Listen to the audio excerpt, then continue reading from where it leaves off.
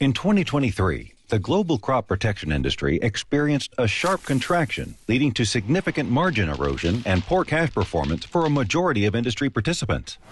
Yet 2023 was only the last of a series of difficult years in which, despite a thriving agricultural environment, cost inflation, geopolitical tensions, and climate change challenged companies' profitability.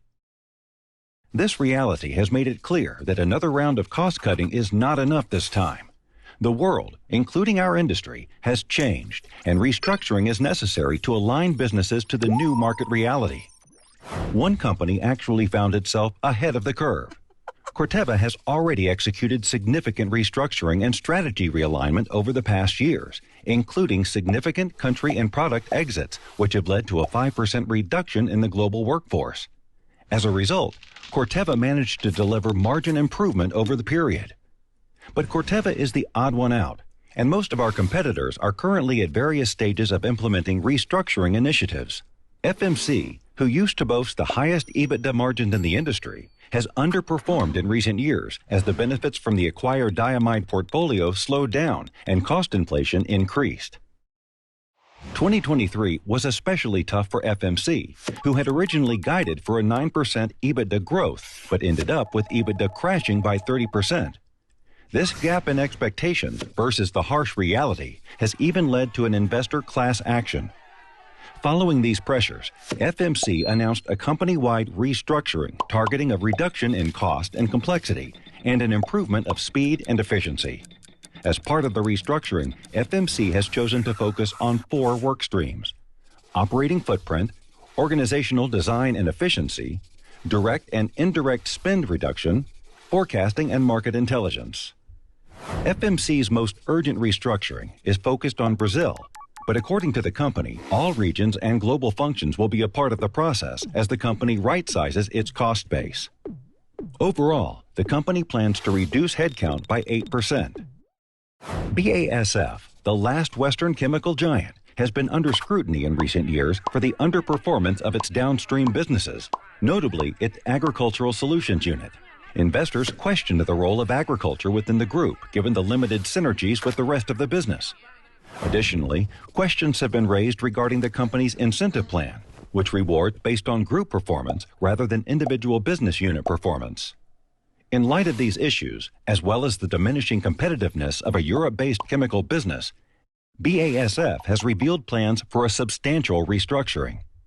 BASF admitted that its ag unit has limited connection to the group's Verbund production system, and so it will become a separate legal entity with dedicated KPIs and more freedom and focus to meet the needs of their specific customers.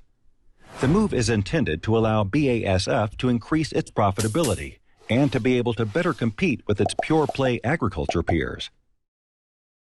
However, BASF made it clear that it has no intentions to spin off the ag business and that there remains benefits to the integrated chemical company. The company making the most radical changes is Bayer, led by a new CEO brought in to turn around the business. The company's share price has not recovered from the glyphosate litigation. The pharma business is struggling, and despite $50 billion in sales in 2023, the company has zero cash flow to show for it. While the full extent of Bayer's restructuring has not been finalized, the company revealed that it's considering a spin-off of either the crop science or consumer health business. But the main element in Bayer's restructuring is the transition to a new operating model called dynamic shared ownership. The company is redesigning to focus only on what's essential for their mission: health for all, hunger for none, and getting rid of everything else. Bayer intends to remove multiple layers of management and aims to reduce by 80% the amount of time spent on planning and forecasting. Instead, decision-making will be transferred from top management to the people doing the work. Employees will work in small mission-focused teams in 90-day cycles, with success ownership as well as accountability. Bayer believes this new model will contribute to the speed of innovation and customer response, as well as lead to major and lasting reduction in cost, including a significant headcount reduction estimated to be in the thousands.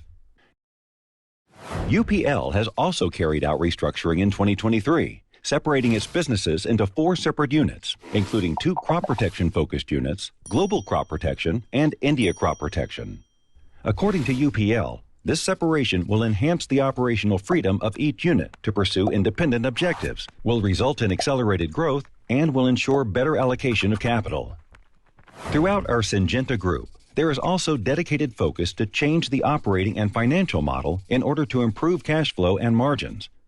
Productivity improvements and cost control are key alongside innovation, sourcing, and manufacturing excellence, and becoming even more customer-obsessed. As part of the industry's restructuring initiatives, our peers are also reassessing their strategic corporate KPIs, placing increased importance on free cash flow, a metric that has been overlooked until recently. Those companies that effectively manage the complexities of restructuring will find themselves in a stronger position to cater to customer needs, generate greater value for shareholders, and promote empowerment among their employees.